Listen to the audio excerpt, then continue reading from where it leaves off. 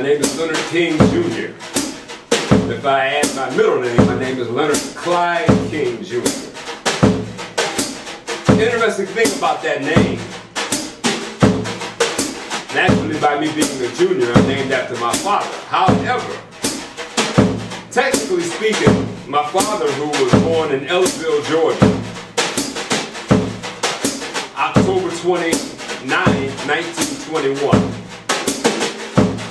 And my father's legal name, actual name, was L.C. King, right? So that was common back in those days. People would name their sons with initials. You know, L.C., R.L., R.J., on A.J., on and on. Well, when my father was drafted during World War II, when he went to be inducted into the Army, the military told him, said, look, you have to have a name to go with those initials. You can't be in here L.C. King. So basically, however he arrived at it, he chose the name Leonard Clyde King. And that's how he became known as Leonard. But for years, many of his friends that he grew up with or knew him as a young man, they never called him Leonard, they called him L.C. And I didn't realize that until years later when I found out that that was actually his birth name. So then, my father went to Detroit after the war because his mother and his youngest brother were there. So he didn't return back to Georgia. But my mother was already in Detroit, originally from Talladega, Alabama. And so that's where they met, and then eventually I came along, of course. The interesting thing about my father's profession, my father was a jukebox operator.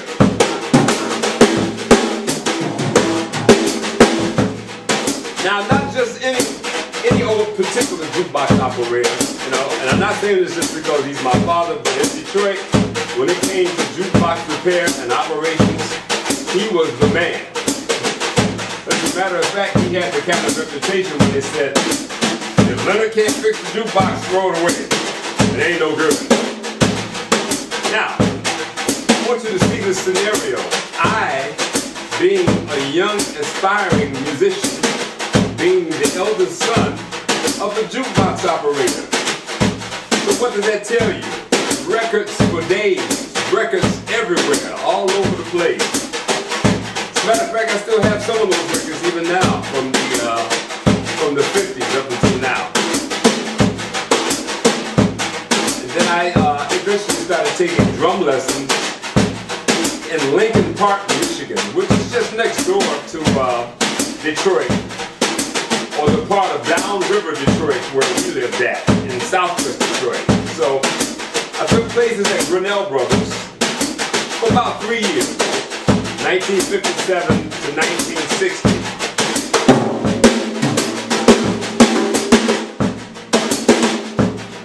Then after that, when I got to high school,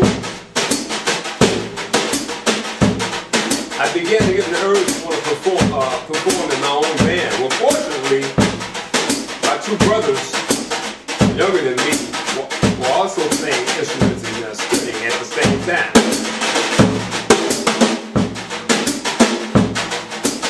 Brother Gregory and my brother Atiba, who was known as Larry back in those days. And so that's how my first band was formed. You know. We started out as the Kings of Rhythm, then we added other musicians that became known as the Jazz Sextet. And then eventually Leonard King and the Soul Messengers. And that band was very popular in Detroit. So technically speaking, we started in 1963 and it ended in 1973, which as far as bands are concerned, that was a pretty long run. Starting when we were teenagers. I mean, I was 15 when the band youngest brother was 12. But I look back on those days very fondly because we learned a lot. And in Detroit in those days, there was a lot of money there. A lot of money, and we were the recipients and the beneficiaries of all the activity that Detroit had to offer at that time.